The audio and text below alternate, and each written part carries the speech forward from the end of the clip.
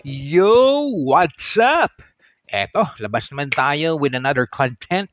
Grabe si Rosie. Nagpapasabog na naman ng bagong unit, Rusi Force 150 Fi. Eto na nga, inilabas nila ang pang-apat na 4-valve unit ngayon. At you have to see it personally para makita mo na goods to.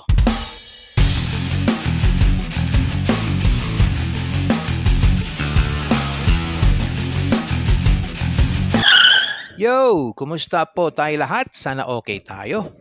Before anything else, pasalamat muna tayo sa Rusi branch dito sa Cebu, dyan sa Labangon. Napakabait po ng mga tao dyan at napaka-comfortable at spacious ng showroom nila.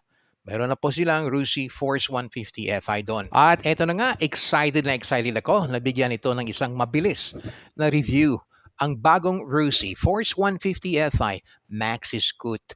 Ito yung bagong bet ng Rusi para sa mga naghahanap ng sporty, astig-looking na maxi scooter dito sa merkado ngayon. Very comfortable, pero ang tanong, sulit ba to sa presyo? Tara, samahan niyo ako at sagutin natin ang tanong na yan.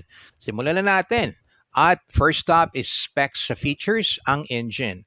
Ang scooter na to is powered by a 150cc single overhead cam, 4-valve fuel-injected liquid-cooled engine na kayang magbigay ng 14.6 horsepower at 800 RPM na max power. Max torque is set at 14 Newton meter at 6,750 RPM.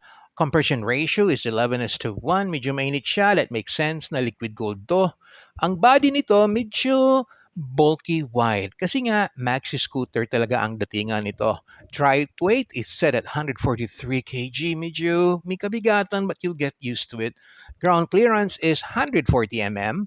So if you're about 5'4", 5'5", and up, walang problema.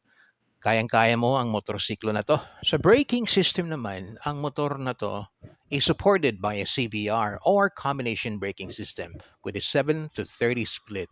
Yung unahan yung front, meron siyang single disc hydraulic na may 2-pot caliper. Sa likod, naka-disc brake with 1-pot caliper. Solid ang stopping power nito. Medyo feel ko, confident na confident tayo nito pag nagda-drive tayo. Suspension and tires, ang motor na to, pinakabitan nila ng isang front tire na ang size ay 110 by 70 13 at sa likod 130 by 70 by 13. Tubeless soft compound rubber na masahang magbigay ng magandang grip sa kalsada. Dual rear shock siya, kaya lang hindi adjustable. Pero may provision naman para ma-lowered mo to. Ang design nito, at first look makikita mo talaga aggressive, sporty. Kasi yung fairings, ganun yung design. Slooping windshield, medyo fixed siya, hindi adjustable. Ang ilaw nito, full LED lahat. Headlights, TRL, turn signals, pati na rin brake lights. For comfort and utility, well, naturally, may footboard to, which is standard. Meron siyang 2 front pockets. Tapos meron din siyang Type A at Type C charging port. Panalo na to para sa mga riders na laging online. With controls, adjustable brake levers, quality switches ang nilagay nila with fully digital colored panel. Fuel tank and economy, the tank can accommodate 9 liters capacity. Tapos, ang motor na to nag-average ng 40 to 45 kilometers per liter consumption. Depende na rin on the riding habit, road condition, at bigat ng load, rider plus OBR.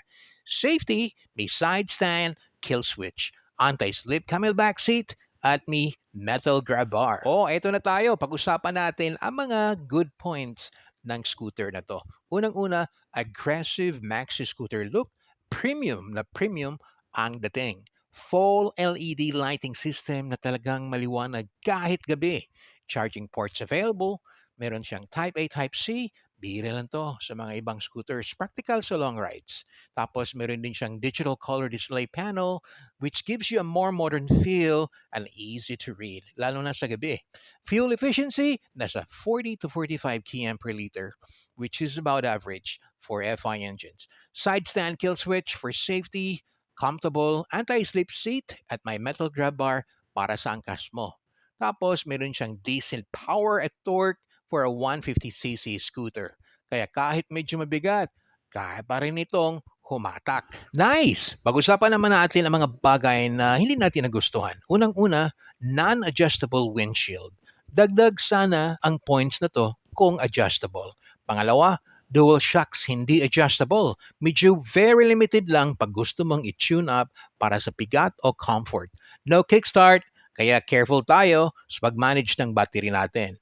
At medyo may kabigatan at 143 kg.